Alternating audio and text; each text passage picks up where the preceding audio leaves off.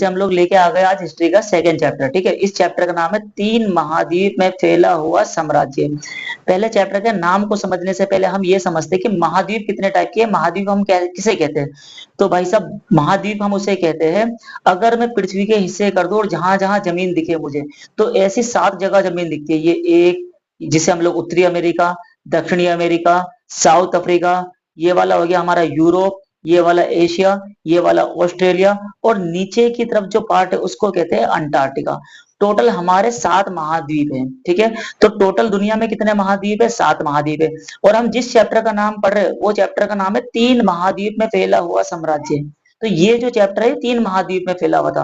कौन कौन से महाद्वीप में? तो पहला था यूरोप, मतलब यूरोप का ये पूरा पार्ट पे फैला हुआ था वो। दूसरा पश्चिमी एशिया, देखो ये एशिया बहुत बड़ा है, तो ये उत्तर, दक्षिण, पूर्व, पश्चिम, तो एशिया का इतना पार्ट यूज कर लेंगे। और अफ्रीका का उत्तरी पार्ट, तो ये पूरा अफ्रीका है, इसका उत्तरी पार्ट ये वाला हो गया। तो ये जो सर्कल में कर रहा हूं ये 3 महाद्वीप में फैला हुआ था। और ये कौन सा साम्राज्य था? ये था भाई, इस साम्राज्य का नाम था रोमन एम्पायर, या फिर इसको रोम साम्राज्य भी कह सकते हो। हम इस चैप्टर में पढ़ने वाले हैं रोम एम्पायर के बारे में या फिर रोमन साम्राज्य के बारे में, जो कहां तक फैला हुआ था? 3 साम्राज्य तक फैला हुआ था। कौन कौन से 3 साम्राज्य थे वो? यूरोप, पश्चिमी एशिया, उत्तरी अफ्रीका। तो उस टाइम तो ये वाला जो हिस्सा है ये बहुत ही बड़ा था रोमन एम्पायर का, लेकिन धीरे धीरे समय के साथ ये रोमन एम्पायर छोटा होता चला गया। हम इसकी कहानी शुरुआत से लेके एंड तक पढ़ने वाले। तो चलो चैप्टर शुरुआत करते हैं। तो शुरुआत में ही पहली जो हेडिंग होती है वो होती है जानकारी के स्रोत। ठीक है, हमें रोमन जानकारी के स्रोत कहाँ से मिले, हमें पता कैसे चला कि रोमन नाम की भी कोई जगह थी। तो हर किसी के स्रोत हमें जरूर पढ़ने चाहिए और पहली हेडिंग यही होती है। तो स्रोत के लिए हमें कुछ तो पाठ्य सामग्री मिली। अब पाठ्य सामग्री मतलब जिन्हें पढ़ा जा सकता हो। कुछ हमें दस्तावेज या प्रलेख मिले।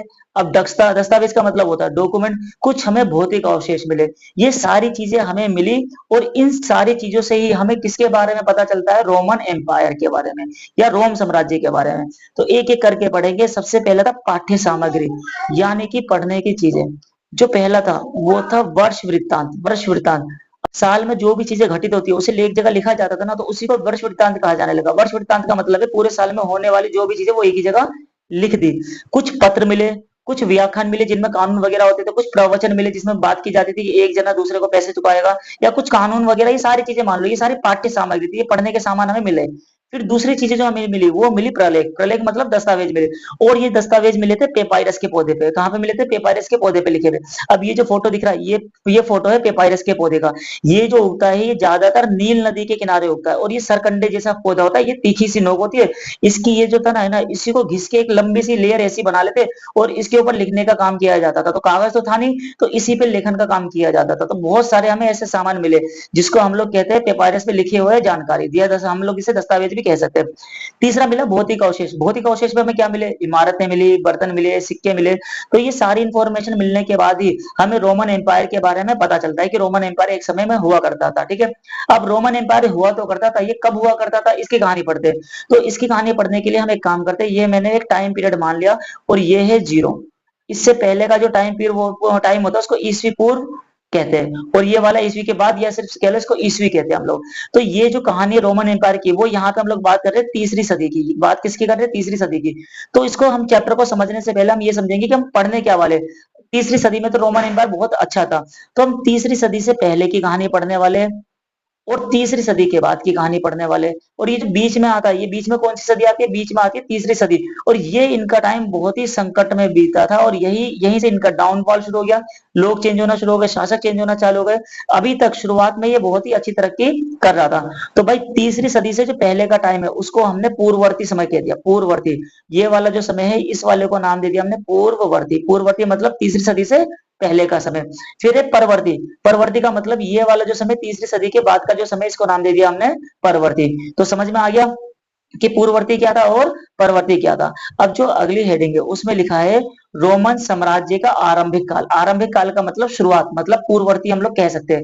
तीसरी सदी से पहले का जो भी टाइम पीरियड है सब पूर्ववर्ती है। तो भाई तीसरी सदी से पहले बहुत अच्छा चल रहा था, सब कुछ अच्छा चल रहा था। और 509 ईस्वी से लेकर 27 ईस्वी पूर्व तक ये जो टाइम पीरियड है ये वाला, ठीक है, इसमें ये जो रोम था ये गणतंत्र था। गणतंत्र का मतलब यहाँ पे लोगों द्वारा शासन चलाया जा रहा था शुरुआत में, पहले के टाइम में। फिर अचानक 27वीं ईस्वी पूर्व में जूलियस सीजर का बेटा, और उसका नाम था ऑक्टेवियन, इसे ऑगस्टक भी कहते थे, ठीक है, इसका नाम ऑगस्टक भी था। और हाँ चलो यहाँ आगे दे भी रखा है ऑगस्टक, ऑगस्टक कह लो ऑक्टेवियन कह लो, दोनों एक ही है। जूलियस सीजर था, अब जूलियस सीजर का दत्तक पुत्र था, दत्तक पुत्र का मतलब ये इसने इसको गोद ले रखा था।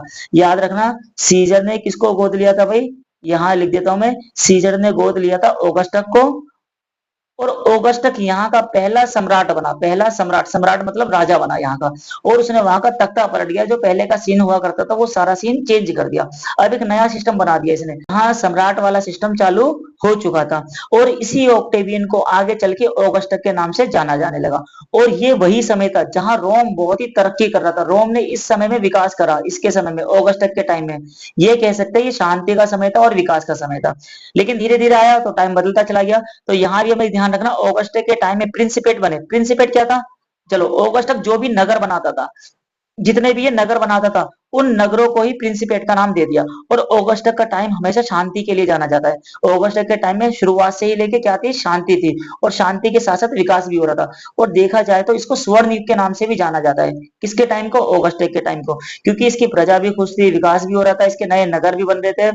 तो हमने ये तक तो पढ़ लिया कि सीजर ने गोद लिया था ऑगस्टक को, और ऑगस्टक कब बना था, 27 बीसी में राजा बना था ये। और इसके बाद ऑगस्टक का भी एक बेटा था जिसका नाम था टिबेरियस। अब ये भी इसका असली बेटा नहीं था, ये भी इसका गोद लिया हुआ बेटा था, और गोद लिए हुए बेटे को हम लोग दत्तक पुत्र कहते हैं। तो यहाँ सीन यही चलता आ रहा था कि इसने इसको गोद लिया, और ऑगस्टक ने किसको गोद लिया, टिबेरियस को गोद लिया।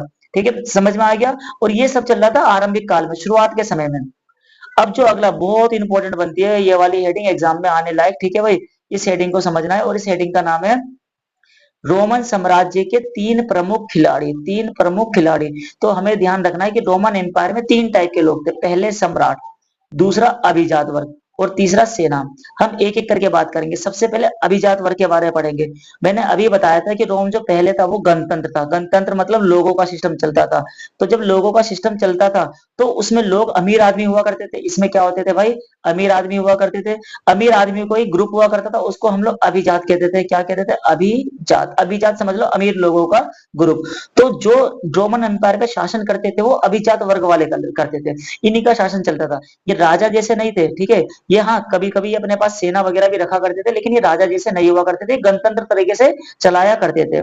ठीक है, अब इसके बाद क्या होता है, अभिजात वर्ग का पूरा कंट्रोल हुआ करता था और यही पूरे रोम को चलाया करते थे। लेकिन धीरे धीरे ये वाला सिस्टम हो गया खत्म, गणतंत्र को हटा दिया, और गणतंत्र को सिस्टम हटा के अब कौन सा सिस्टम आ गया, सम्राट वाला। और सम्राट हमें मालूम है, पहला सीजर था, जूलियस सीजर, फिर सीजर के बाद ऑगस्टक, ऑगस्टक के बाद टिबेरियस, ये इसका बेटा था, और ये वाला इसका बेटा था, सारे गोद लिए हुए थे। इन्होंने यहाँ पे तख्ता पलट कर दिया, और तख्ता पलट करने के बाद अब सारी शक्ति किसके पास आ गई थी, सम्राट के हाथों में। अब सारा कंट्रोल सम्राट किया करते थे, और सेना भी किसके पास चली जाती थी, सम्राट के पास चली जाती थी। तो अब अभिजात वर्ग वाले जो थे, अभिजात वर्ग वाले पहले तो इनकी चला करती थी, अब लेकिन कंट्रोल किसका होता है, सम्राट वालों का। तो भाई इस अभिजात वर्ग वालों में और अभिजात के साथ साथ दूसरा कौन सा होता था, सम्राट वालों में। इन दोनों में कभी भी आपस में नहीं बनती थी। अभिजात वाले हमेशा सम्राट से नफरत जैसी तो किया करते थे, क्योंकि इनके आने के बाद इनका दबदबा पूरा खत्म हो चुका था। ठीक है भाई, अब तीसरी बात करते हैं, तीसरी बात किसकी करते हैं, तीसरी बात करते हैं सेना की। तो अगर मैं सेना की बात करूं तो यहाँ की जो सेना थी वो वेतन भोगी थी। वेतन भोगी का मतलब इनको सैलरी मिला करती थी, और ये छोटी मोटी सेना नहीं थी, ये बहुत बड़ी सेना हुआ करती थी। और एकल मतलब यहाँ देख रहा है ना, ये सबसे बड़ा निकाय था, सबसे बड़ा जो ग्रुप था वो सेना का ही हुआ करता था। अब सेना जिसके कंट्रोल में, वो रोम पे राज उसी का हुआ करता था। अब सुना है ना, जिसकी लाठी उसकी भैंस। अगर एक बात बताओ, सम्राट के कंट्रोल में सेना तो मतलब सम्राट की चलेगी, अभिजात के कंट्रोल में सेना तो अभिजात की चलेगी। कभी कभी तो ऐसा होता था सेना खुद बगावत कर लेती थी, और खुद बगावत करने के बाद और अभिजात वर्ग को और सम्राट को इनसे बना के रखनी पड़ती थी, क्योंकि अगर ये अलग होकर गुस्से में आ जाए तो ये तो ना सम्राट की सुनेंगे ना अभिजात वर्ग की। कभी कभी सेना के साथ ऐसा होता था, ये गृह युद्ध कर लेते आपस में, दो हिस्सों में बट के। ठीक है, तो यहां तक तो मैंने सेना के बारे में बता दिया। और एक बात और, हमें यह भी याद रखना है कि 25 वर्ष की एज तक सबको सेना में काम भी करना पड़ता था। अब हम लोग पढ़ते हैं कि यहाँ पे शासन कैसे होता था, शासन किस तरीके से चलाया जाता था। तो हेडिंग जो है उस हेडिंग का नाम है रोमन साम्राज्य में प्रशासन। प्रशासन। तो सबसे पहले एक बात बताओ, मान लो ये रोमन एम्पायर है जो 3 महाद्वीप में फैला हुआ है, तो इसके अंदर कुछ बड़े राज्य थे और कुछ छोटे राज्य थे। तो हमेशा हर जगह यही देखने को मिलता है, बड़े राज्यों द्वारा छोटे राज्यों को चलाया जाता है। और अब छोटे राज्य तो बहुत सारे होते हैं, तो बड़े राज्यों में, छोटे राज्य में क्या होता है, एक राज्यपाल को लगा दिया जाता है। राज्यपाल समझ लो, अकाउंटेंट समझ लो, जमींदार समझ लो। और जमींदार या राज्यपाल का काम होता है कर इकट्ठा करके इन बड़े राज्यों को देना। तो रोमन साम्राज्य का जो प्रशासन है, वो पहला पॉइंट पढ़ते हैं, इनका जो प्रशासन है, जो नियंत्रण है, वो हमेशा बड़े शहरों द्वारा किया जाता था। अब बड़े शहर कौन? तो बड़े शहर में हमें याद रखना, कोर्थेज, ये लिखा ना, कार्थेज, सिकंदरिया, एंटियोटोक, ये सारे बड़े राज्य थे। और ये सारे बड़े राज्य हमेशा कंट्रोल करके चलते थे छोटे राज्यों के ऊपर। तो हम ये कह सकते हैं कि रोमन साम्राज्य में हमेशा प्रशासन बड़े राज्यों द्वारा किस पे किया जाता था? छोटे राज्यों पे किया जाता था। बड़े राज्यों के कुछ एग्जाम्पल और बता दिए। इसमें तुम रोम भी लिखना चाहो तो रोम भी ऐड कर सकते हो। अब अगला देखते हैं। सरकार प्रांतों और ग्रामीण क्षेत्रों पर कर लगाती थी।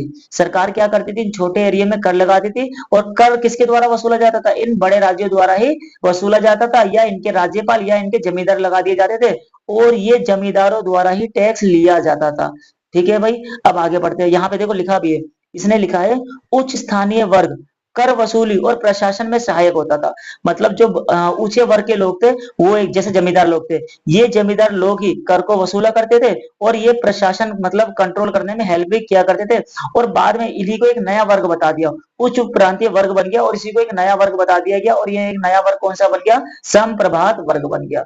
ठीक है। तो संप्रभात वर्ग कुछ नहीं था, बस ये हेल्प का काम किया करता था, टैक्स वगैरह कर वगैरह वसूला करता था। इसी को हमने नाम दे दिया संप्रभात वर्ग। ठीक है।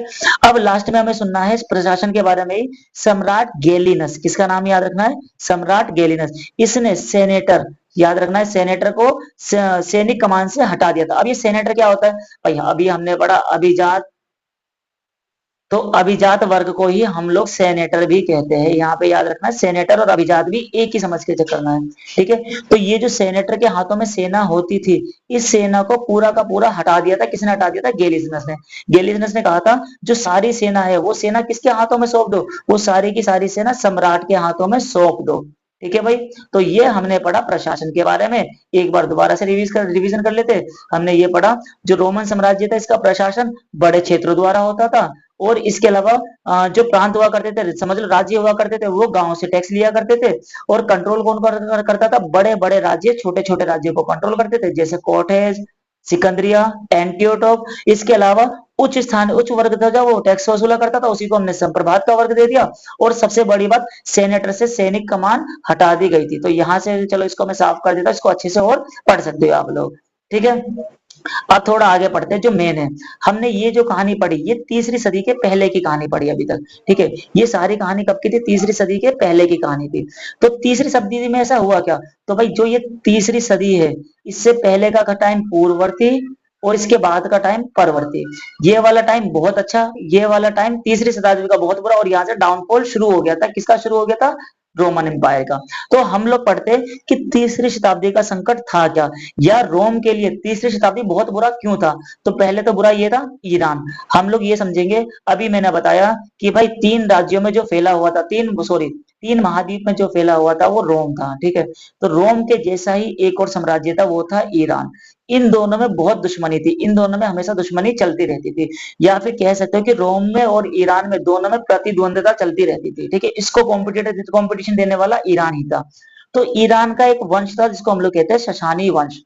ये जो शशानी वंश वाले लोग थे, ये बार बार तीसरी सदी में बार बार किस पे अटैक किया करते थे? रोम पे अटैक करते थे। भाई एक बार अटैक करोगे चलेगा, दूसरी बार अटैक करोगे चलेगा, लेकिन जब तुम बार बार अटैक करोगे, तो धीरे धीरे क्या होगा? वो टूटना चालू हो जाएगा, बर्बाद होना शुरू हो जाएगा, छोटा होना शुरू हो जाएगा। तो बस यही रीजन था, ये यही शुरुआत थी जिससे रोमन एम्पायर बहुत मुश्किल में आ चुका था। तो उसके लिए पहला संकट यही था कि तीसरी सदी में ईरान के शशानी वंश वालों ने बार बार रोम पे अटैक करा था। इसके अलावा जर्मन की कुछ मूल जाति थी जिसे हम लोग फ्रैंक कहते हैं, एलमनाई कहते हैं, गोथ कहते हैं। ये तीन अलग अलग जातियां थी और ये तीनों जातियां रोमन एम्पायर पे कब्जा कर रहे थे। मान लो ये रोमन एम्पायर है, ठीक है भाई, तो यहाँ कब्जा कर लिया, यहाँ कर लिया, यहाँ कर लिया, साइडों में कर लिया, अलग अलग एरियो में। अच्छा, यहाँ दो नदियां थी, एक राइन नदी थी और एक डेन्यूब नदी थी। इन दोनों पे धीरे धीरे जर्मन वालों का कब्जा हो रहा था, तो धीरे धीरे हम कह सकते हैं कि रोम छोटा हो रहा था, ठीक है। इससे भी एक बात पढ़ते हैं, देखो यहाँ दे रखा 47 वर्षों में 45 सम्राट बदले। मतलब ये समझ लो हर 2 साल में एक राजा बदल रहा है। भाई राजा बदल रहा है इसका मतलब इतनी लड़ाई चल रही है कि किसी की गद्दी पे कोई बैठा है उसे हटाया जा रहा है। तो ये उनके लिए एक बुरा समय ही था, जिसे हम लोग तनाव का समय भी कह सकते हैं। तो तीसरी सदी में ये बहुत सारे तनाव से गुजरा था। अब हमने पूर्ववर्ती समय पढ़ लिया। पूर्ववर्ती के बाद हमने थोड़ा ये भी पढ़ लिया कि भाई तीसरी शताब्दी में हुआ क्या था। अब इसके बाद हम लोग जो पढ़ते हैं ये पढ़ेंगे रोमन जो साम्राज्य था, ठीक है भाई। रोमन जो साम्राज्य था उसके अंदर लिंग कैसा था, साक्षरता कैसी थी और संस्कृति। लिंग का मतलब वहां पुरुष कैसे रहते थे, महिलाएं कैसे रहती थी, उनके साथ भेदभाव होता था नहीं होता था। साक्षरता का मतलब पढ़े लिखे लोग थे या नहीं थे, और उनकी संस्कृति कैसी थी, ये सारा इसी पॉइंट में कवर करेंगे। तो सबसे पहले हम लोग बात करेंगे लिंग की भाई। तो यहाँ जो बात करेंगे एकल परिवार, एकल परिवार में ये था एक राजा मतलब सॉरी एक पिता होता था और उसकी पत्नी होती थी, और पत्नी के साथ साथ इनके बच्चे होते थे, और ये सब साथ रहा करते थे, और इसी को एकल परिवार कहते थे, ठीक है। अच्छा, एक बात और याद रखना है आप लोगों को, ये लोग अपने परिवारों में दास को भी रखा करते थे। दास भी इनका अंग ही माना जाता था, दासों से ही काम करवाते थे। अगला टॉपिक आएगा दास का, लेकिन अभी इतना याद रखना है कि इनके परिवारों को अंग ही माना जाता था। तो एकल परिवार का मतलब ये होता था कि एक माता होती थी, एक पिता होते थे और उनके बच्चे होते थे, सिंगल फैमिली ये लोग रहा करते थे। महिलाओं की स्थिति बहुत अच्छी थी, ठीक है भाई। इसके अलावा संपत्ति के स्वामित्व और संचालन में कानूनी अधिकार भी उन्हें मिलता था, उन्हें अपने पास प्रॉपर्टी रखने का भी अधिकार वगैरह मिलता था। तो ये तो हो गया लिंग के बारे में। अब पढ़ेंगे साक्षरता। साक्षरता मतलब पढ़े लिखे। तो भाई वहां पे हर कोई पढ़े लिखा नहीं होता था, सिर्फ काम चलाऊ लोग होते थे। पढ़ते कौन थे, जो वकील हो, जो फौज में जाना चाहता हो, या फिर जो व्यापारी हो, यही ऐसे लोग थे जो हमेशा पढ़ने के लिए तैयार थे। बाकी लोग पढ़ा नहीं करते, तो कम ही लोग पढ़ा करते थे। अब संस्कृति विविधता को पढ़ लेते हैं। भाई विविधता मतलब क्या होता है, अलग अलग होना। रोमन एम्पायर अलग अलग संस्कृति और जाति से मिलके बना हुआ था। तो यहाँ पे अलग अलग भगवान थे, अलग अलग जाति थी, अलग अलग संस्कृति थी, ठीक है। तो यहाँ पे अलग अलग संस्कृति, अलग अलग भगवान थे, अलग अलग जातियां थी, तो अलग अलग संस्कृति के लोग एक साथ रहा करते थे, ठीक है। ये समझ में आ गया होगा। अब हम इस अगली हेडिंग में पढ़ने वाले हैं आर्थिक विस्तार। किसका भाई, रोमन एम्पायर का आर्थिक विस्तार। तो इस हेडिंग को पढ़ते हैं, ठीक है। आर्थिक विस्तार का मतलब ये पैसों के लिए क्या क्या करते थे। देखो आर्थिक का मतलब जब भी होता है वो होता है पैसों से, और पैसों की जब बात होगी तो बात करेंगे हम व्यापार से। अब व्यापार कैसे करते थे, किससे करते थे, यही पॉइंट में पढ़ने वाले हैं। तो बेटा सबसे पहले तो हमें ध्यान रखना है कि ये जो रोमन एम्पायर थे इन्होंने बंदरगाह बना दिए। बंदरगाह क्यों बनाया, अच्छा बंदरगाह वो जगह होती है जहां से पानी के जो जहाज होते हैं अपना सामान लाद के एक जगह से दूसरी जगह जाते हैं और व्यापार करते हैं। खाने बना दी, खदानें बना दी, ईंटे की भट्टे बना दी, और सबसे पहले सबसे ज्यादा जो था यहाँ पे जैतून के तेल के कारखाने बनाए गए थे। किसके तेल के, जैतून के तेल के कारखाने बनाए गए थे। अब ये जो चीजें बनाई गई थी इन्हीं चीजों का व्यापार होता था। व्यापार रोम में भी होता था और दूसरे देशों में भी इनका माल एक जगह से दूसरी जगह जाया करता था। जो यहाँ की उर्वरता थी वो असाधारण थी। अच्छा, यहाँ की जो व्यवस्था थी बैंकिंग, वो वाणिज्य मतलब हम लोग ये कह सकते हैं यहाँ की जो बैंकिंग व्यवस्था थी ना वो आज की व्यवस्था की तरह थी। आज के बैंक क्या काम करते हैं, आज के बैंक देखो लोन देने का काम करते हैं ना। लोग यहाँ से लोन लेते, और लोन लेने के बाद यहाँ से अपना क्या करते हैं भाई, बिजनेस करते हैं। तो यहाँ का भी ऐसी था, यहाँ पैसे ले सकते हैं और उन पैसों से व्यापार कर सकते हैं। तो ये वाला सिस्टम थोड़ा अच्छा था। अब एक बात ध्यान रखना है, यहाँ पे ज्यादातर जो व्यापार होता था वो लिक्विड का होता था। अब जैसे मैंने अभी बताया जैतून का तेल, याद रहेगा भाई। तो जैतून का तेल लिक्विड फॉर्म में होता था, ठीक है। अब लिक्विड फॉर्म में होता था तो ये किसी कंटेनर में डाला जाता था, और सुराही टाइप के वो कंटेनर होते थे। कुछ इस टाइप का देखो कंटेनर टाइप में होता था ऐसा, और उन कंटेनरों का नाम दे दिया था ड्रेसल 20। तो तुम्हें ध्यान रखना है, क्या ध्यान रखना है, कि जैतून का तेल जिन चीजों में ले जाया जाता था उसे ड्रेसल 20 कहते थे। लेकिन इसके अलावा और भी तो लिक्विड होते थे, तो जो बाकी लिक्विड होते थे वो एम्फोरा में लेके जाते थे। तो एम्फोरा में बाकी लिक्विड, जैतून का तेल ड्रेसल 20 में लेके लेके जाया जाता था, और इन्हीं से व्यापार चला करता था, ठीक है। फिर इसी के बाद हम लोग थोड़े बहुत और आ जाते हैं।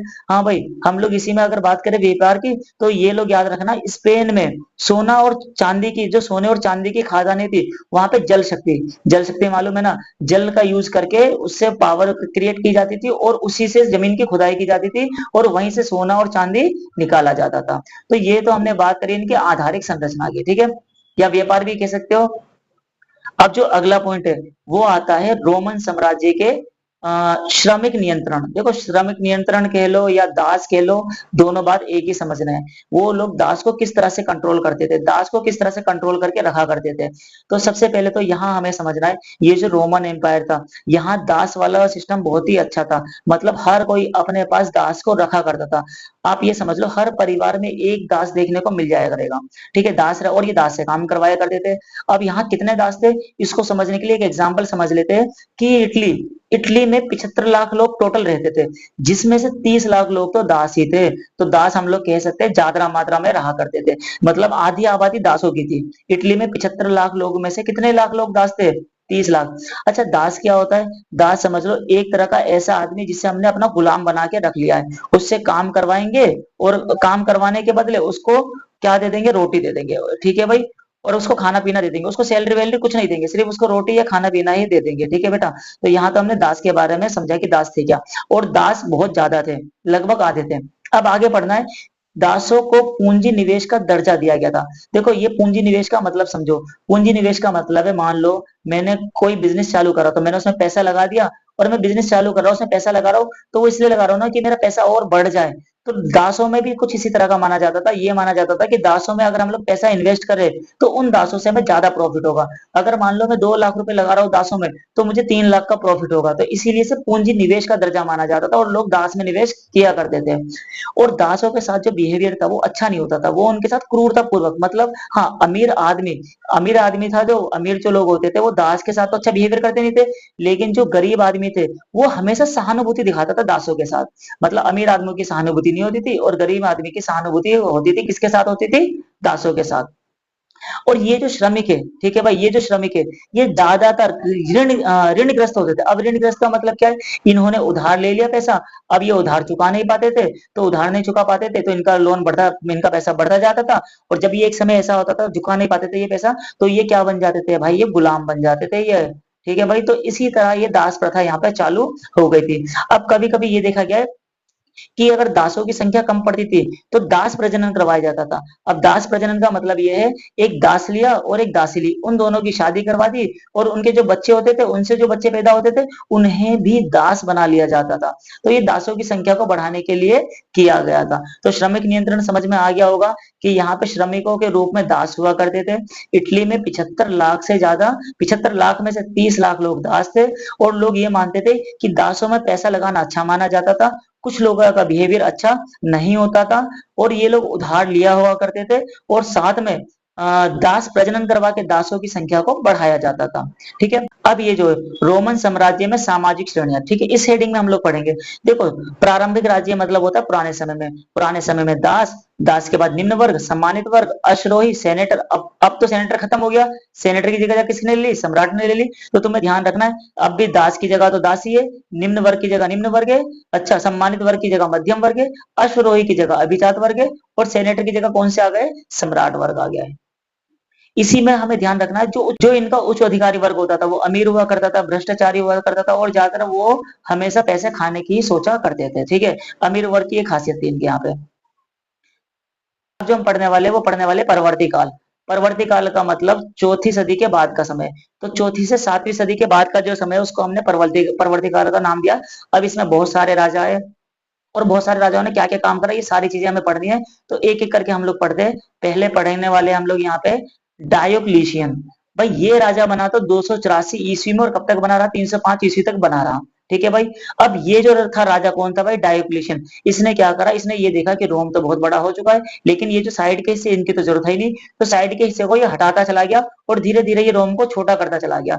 तो भाई ये डायोक्लिशियन वो राजा था जिसने रोमन साम्राज्य को क्या करना चालू कर दिया था, छोटा करना चालू कर दिया था। इसके बाद इसने हर राज्य की सीमाओं पे इसने किले बनाना चालू कर दिए थे, ताकि किसी भी राज्य में बाहर का कोई आक्रमण करने के लिए ना आ जाए। अब आक्रमण करने के लिए यहाँ पे कौन आते थे, यहाँ पे ईरान के लोग आ जाते थे, जर्मन की जाति आ जाती थी, ससानी वंश वाले आ जाते थे। तो इन सब से बचने के लिए इसने किले बनवा दिए थे। तो डायोक्लेशियन ने दो काम करे। सबसे पहले साम्राज्य को छोटा कर दिया, मतलब जो फालतू के राज्य थे उन्हें अपने में से हटा दिया। दूसरी सीमाओं के बाहर क्या बना दिए, किले बना दिए। फिर तीसरी बात, यहाँ अभी अभी तक ये था ना, सैनिक कार्य और असैनिक कार्य सब एक दूसरे से मिले जुले थे, पता नहीं चलता था किसका कौन सा काम था। तो जब ये डायोक्लेशियन का शासन चला तो इसने सैनिक कार्य को अलग कर दिया और असैनिक कार्यों को अलग कर दिया। सेना के काम अलग होंगे और जो सेना के काम नहीं है वो अलग करेगा। इसके अलावा इसने सैन्य अधिकारियों को अधिक शक्ति दे दी, मतलब जो सेना हुआ करती थी उसके पास इसने ज्यादा पावर दे दी कि वो ज्यादा काम कर सकते हैं। इसके अलावा कई राज्यों को इसने पुनर्गठन करा, दोबारा से बनाए, और पुनर्गठन के बाद इसने इस साम्राज्य को दो भागों में बांट दिया। ठीक है, इसने रोम को दो भागों में बांट दिया, एक पूर्व की तरफ रोमन साम्राज्य और एक पश्चिम की तरफ रोमन साम्राज्य। ठीक है, अब इसका टाइम पीरियड हो जाता है खत्म। अब इसके बाद अगला शासक आता है और अगले शासक का नाम था कॉन्स्टेंटाइन। अगले शासक का नाम क्या था भाई? कॉन्स्टेंटाइन। अब ये राजा कब बना? 307 में। कब तक बना रहा? 337 ईस्वी तक बना रहा। अब ये जो राजा था ये कौन से धर्म का राजा था भाई? ये ईसाई धर्म का राजा था। तो जाहिर सी बात है ईसाई धर्म का पालन ज्यादा अच्छे से करवाता था। इसने सोलिडिस नाम का सिक्का बनवाया। हाँ, एक बात और याद रखना, ये जो राजा था ना इसने मौद्रिक प्रणाली को बहुत अच्छा करवा दिया था, मुद्रा से व्यापार करना सिखा दिया था सभी लोगों को। फिर ये ईसाई धर्म का राजा था, इसने सोने के सिक्के बनाया था। वो जो सोने के सिक्के बनवाए थे उसको सोलिडस कहा जाता है, और इस सोलिडस में 4.5 ग्राम शुद्ध चांदी होती थी। ये जो सोलिडस नाम का सिक्का होता था। साथ ही में इसने अपनी एक राजधानी बनवाई थी, और वो राजधानी बनाई थी कुस्तुनतुनिया। कुस्तुनतुनिया को इसने क्या बनाई? राजधानी बनवाई। मौद्रिक व्यापार को अच्छा करवाया, व्यापार को बहुत अच्छा करवा दिया, और इसके अलावा नई टेक्नोलॉजी में निवेश करने के लिए इसने लोगों को बोला। ये सारे सुधार किसके टाइम में हुए थे? कॉन्स्टेंटाइन के टाइम में हुए थे। ठीक है भाई। फिर इसके बाद टाइम बदला और राजा बदला। अब राजा कौन आ गया था? अब राजा आ गया था हमारा, यहाँ पे देखेंगे ये लिखा हुआ है ना, जस्टिनियन शासक। ये कब से कब तक बना भाई? ये बना था 527 से लेके 665 ईस्वी तक ये राजा बना रहा। अच्छा, इनके टाइम में ही रोमन एम्पायर का डाउनफॉल शुरू हो गया था। तीसरी सदी से पहले पहले, या फिर कह लो ऑगस्टक के टाइम में वृद्धि हुई, लेकिन तीसरी सदी में संकट आया, और संकट के बाद रोमन एम्पायर गिरना चालू कर देता है। अब अंत वाला जो हमारा टॉपिक है, ठीक है, वो टॉपिक का मतलब है रोमन साम्राज्य का अंत। अंत कैसे हो गया? ये रोमन साम्राज्य खत्म कैसे हो गया? तो कई लोगों का मानना यह है कि रोम पे बाहरी आक्रमण हुआ। अब बाहरी आक्रमण जैसे अभी हमने पढ़ा था कि ईरान वाले बार बार आके, तीसरी शताब्दी का संकट, कि आके अटैक करते रहते थे, आके अटैक करते रहते थे। अब मान लो ये रोम है, बाहर वाले बार बार आके अटैक करेंगे यहाँ से, तो धीरे धीरे छोटा होता चला जाएगा ना, और एक टाइम ऐसा आ गया कि रोम एक छोटा सा एरिया बन के रह गया। ठीक है, तो बार बार बाहरी आक्रमण होते चले गए, जिसकी वजह से रोम साम्राज्य धीरे धीरे क्या हो गया? खत्म हो गया। फिर इसके बाद हम लोग पढ़ते हैं जो जर्मन की मूल जाति थी। ठीक है, ये भी मैंने बताया था, जो जर्मन की मूल जाति थी उन्होंने भी बार बार आक्रमण करा, और रोम के उत्तर दिशा की तरफ, उत्तर दिशा होती है ऊपर की तरफ, यहाँ की तरफ कब्जा कर लिया। ठीक है भाई। फिर इसके बाद हम लोग पढ़ते हैं, हाँ भाई, रोमोत्तर मतलब पोस्ट रोम की स्थापना कर दी। फिर इसके बाद पूर्वी प्रांतों में ईरान के ससानियों ने बार बार अटैक करा। देखो वही बात है। हाँ, लेकिन कुछ जो नया है वो नया ये है कि कुछ समय बाद यहाँ पे दास विद्रोह होना शुरू हो गया। दास विद्रोह का मतलब जो दास थे उन्होंने ही आंदोलन चालू कर दिया। हमने अभी पढ़ा था ना, इटली में 75 लाख लोग में से 30 लाख लोग दास थे। अब सुनो, अगर ये लोग विद्रोह करना चालू कर दे तो विद्रोह से कितना आंदोलन हो सकता है, और कितनी बगावत हो सकती है, और कितनी लड़ाइयां हो सकती है। तो इनके बगावत की वजह से, इनके विद्रोह करने की वजह से रोम साम्राज्य जो धीरे धीरे छोटा होने लगा। ठीक है भाई। फिर इसके बाद यहाँ पे धीरे धीरे राजा जो है वो धीरे धीरे कमजोर पड़ने लगा, और यही समय ऐसा है जब इस्लाम जो है धीरे धीरे फैलना शुरू हो गया था। और इस्लाम फैल रहा था तो रोमन एम्पायर धीरे धीरे छोटा होता चला गया। ये बेटा इस चैप्टर में इतना ही था। ठीक है, हम ये चैप्टर उम्मीद करता हूँ आप लोगों को समझ में आ गया होगा। अगला चैप्टर हम फिर से शुरुआत जल्दी ही करेंगे।